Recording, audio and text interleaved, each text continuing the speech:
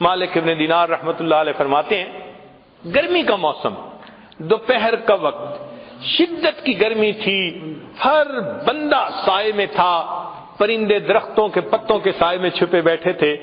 مجھے کسی کام کی خاطر اپنے گھر سے نکلنا پڑ گیا۔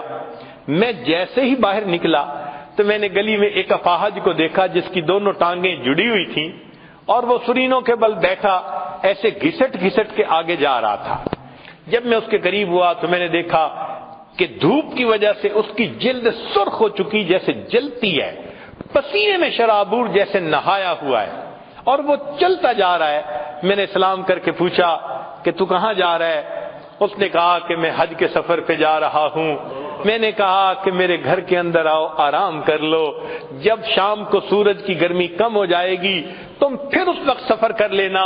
اس نے کہا مالک ابن دینار، آپ تو پاؤں کے ذریعے آرام سے سفر طے کرتے ہیں، میں گھسٹ گھسٹ کے انچ بائی انچ آگے سفر طے کرتا ہوں، وقت زیادہ لگتا ہے، میں راستے میں رکنا نہیں چاہتا، ایسا نہ ہو کہ ادھر ایام حج آ جائیں اور میں ابھی راستے میں پھر رہا ہوں، میں رمان میں کہیں نہیں رکوں گا، منزل پہ پہنچ کے دم لوں گا۔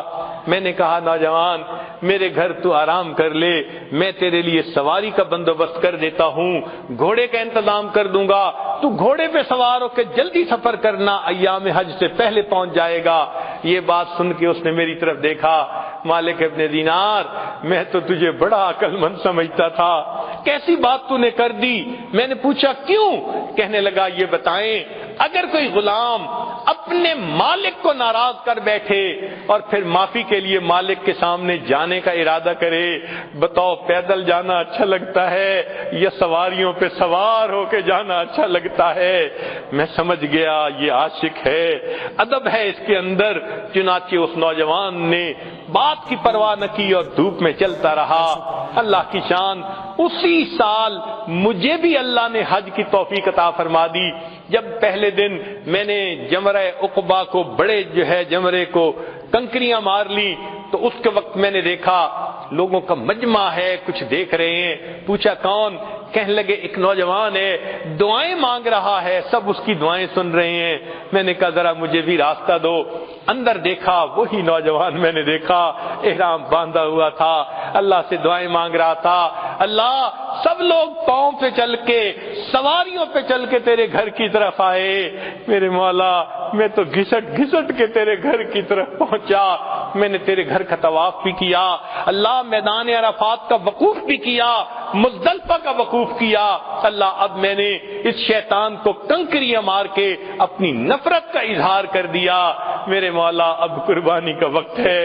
یہ سارے لوگ صاحب استطاعت ہیں، یہ جائیں گے جا کے جانوروں کو قربان کریں گے، اللہ تو جانتا ہے میرے پاس احرام کے سوا کچھ نہیں، اللہ میں اپنی جان آپ کے نام پہ قربان کرنا چاہتا ہوں، اللہ مجھ سے جان کا نذرانہ لے لیجئے۔ یہ کہہ کے اس نوجوان نے کلمہ پڑھا اور وہیں پر فوت ہو گیا۔ جن کے دل میں اللہ کی محبت ہوتی ہے وہ تو اللہ کے نام پہ اپنی جانیں قربان کر دیتے ہیں۔ تو یہ اللہ کی محبت ہر انسان کے دل میں ہے، مگر اس کو بڑھانے کی ضرورت ہے۔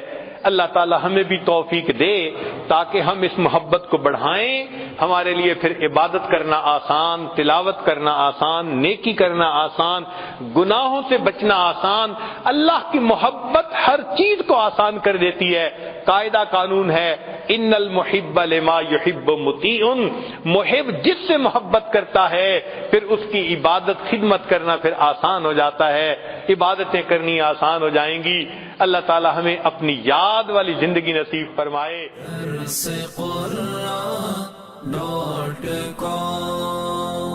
www.darsequran.com